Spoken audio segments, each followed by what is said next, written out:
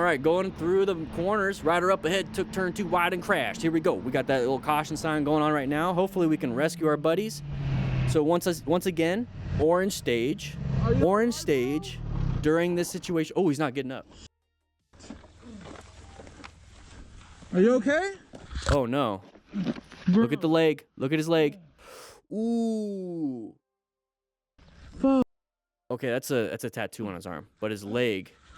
What's wrong, G? Stay. Don't move. Don't move.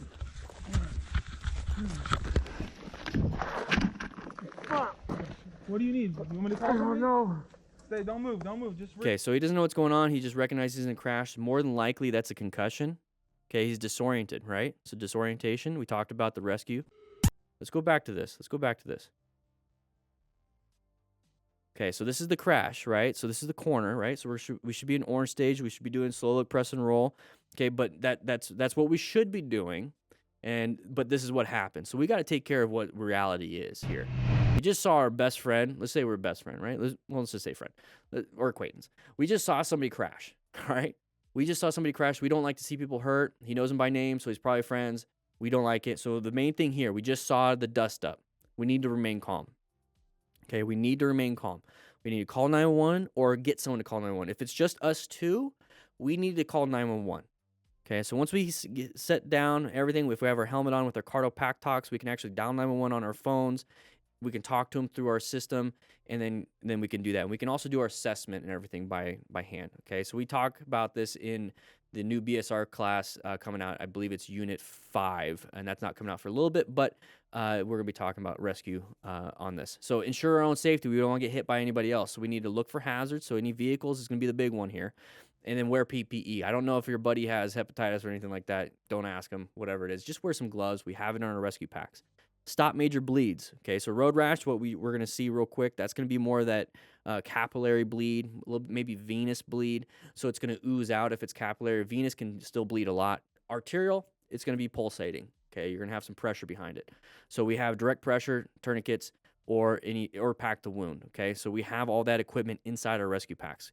Quickly assess the severity. So when we're talking about an assessment here, okay, this is the back side of the card, which, guys, like I said, it comes with the rescue pack. And then if you are an MTC Rider Academy member, you actually get to download this as a PDF and you can print it off yourself. Okay, so go ahead and become a member.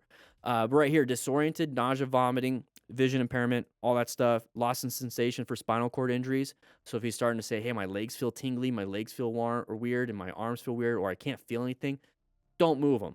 Don't move him. Put him in, if you can, put him in a position for comfort, but more than likely, get him on his back. Keep him supine, get him on his back. So use the earth as a splint, basically. Shock symptoms. He starts to get pale, cool, diaphoretic. Don't know what diaphoretic is? Think of somebody just getting out of the shower without using a towel, and they're just drenched, and they're pale. Completely pale, almost see-through. That's diaphoresis. That's diaphoretic. They are in shocky symptoms right now. They're blood loss. So hypovolemic shock, neurogenic shock. You're going to have other issues. Probably not septic shock because it doesn't go in that quick right now. That's basically an infection. Lots of issues. At the end of the day, what can you do? Lay them on their back, okay? Because if they're in shock, if they're losing blood, they're not getting blood to their brain. And guess what makes it difficult to get blood to the brain? Gravity. If I'm standing up, you got to pulsate it to up there. So if you're laying on your back, it makes it easier for the body. Stop any external bleeding, lay the rider down, monitor any changes, and inside our rescue packs, we have Mylar blankets. Keep them warm. Okay, keep them warm. All right, so now we have all that. That's really quick rescue awareness that we're talking about. He's not getting up. Not good. Park the bike. Ensure your own safety. Go up to him. Don't get distracted by or what looks like bad injuries. So take a look at his head. He went face first. Imagine if he did not have a full face helmet. So part of Unit 2, Lesson 2 is going to be talking about helmets. And the only helmet I recommend, there's two kinds of helmets I recommend. Full face and modular helmets. And the only reason why I do modular helmets is because you can actually make it a full face. This right here, he would have no face, no airway. He'd probably be dead. Just ripped off. That's why you wear a full face helmet. Look at his arms. Okay, I can't really tell about road rash on that, but he probably does have road rash. If you notice on this turn right here, if we do a quick little assessment, it's a left-handed turn. So if he low-sided, which side of his body would be mainly road rashed and abrasions? Because we're talking about mechanism of injury right here. If he fell to his left, the left side is going to get scratched up and get pretty messed up. Now he's going to tumble, and he's going to have now everywhere, but most likely left side, right? Most likely left side. So when we see his left side right here, you see how his clothes on the left side is pretty much ripped apart. So more than likely his right side is too. Or I'm sorry, his left arm.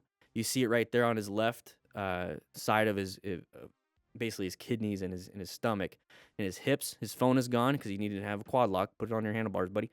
Just kidding. He's gonna have road rash here, but you can also have like sticks, gravel, anything that can puncture. And this is where tourniquets packing the wound. No, not in the arms, but tourniquets or even direct pressure would work. Junctional sites like the hips, in the up here in the chest and the shoulders, parts where you can't get a tourniquet is good for packing the wound. But look at his leg. Okay, you can kind of see it before the text comes up. You see the discoloration just a little bit? It's a little bit difficult to see. Okay, so he got ripped up right there. Okay, this is where motorcycle pants really come into play. This is his normal skin, right where the stuff is right now that I have, the little highlighter. So his normal skin, pretty pale, right? And then all of a sudden you see darkness, a little bit of darkness, that outer layer.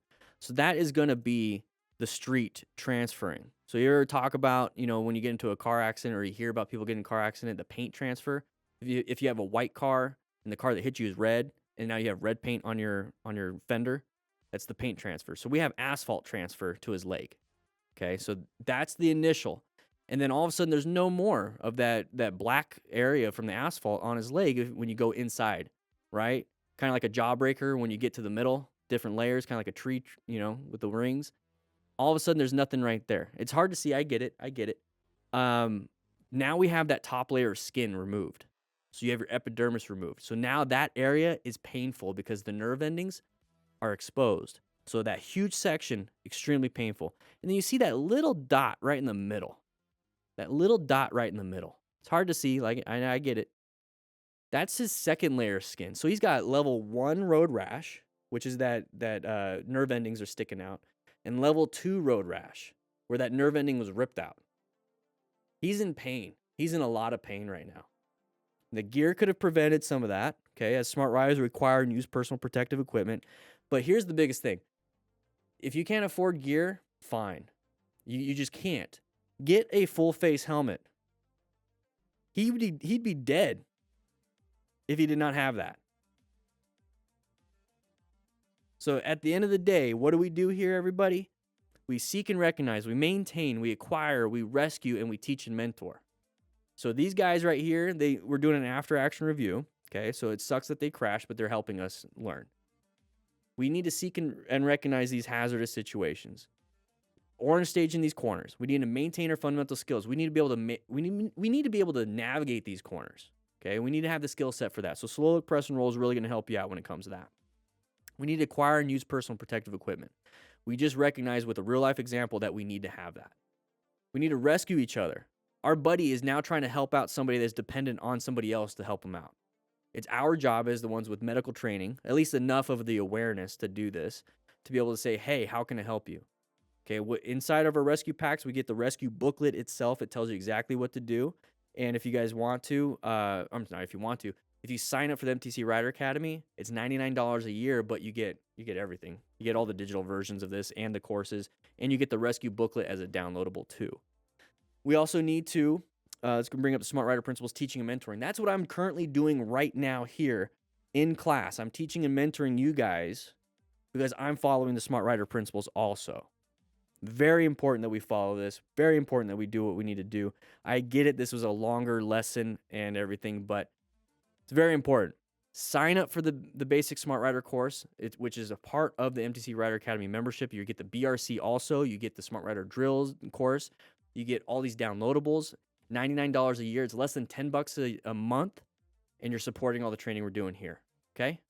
Go to the shop, subscribe, whatever you want to do, but sign up for the MTC Rider Academy. With that said, I'll be seeing you guys later.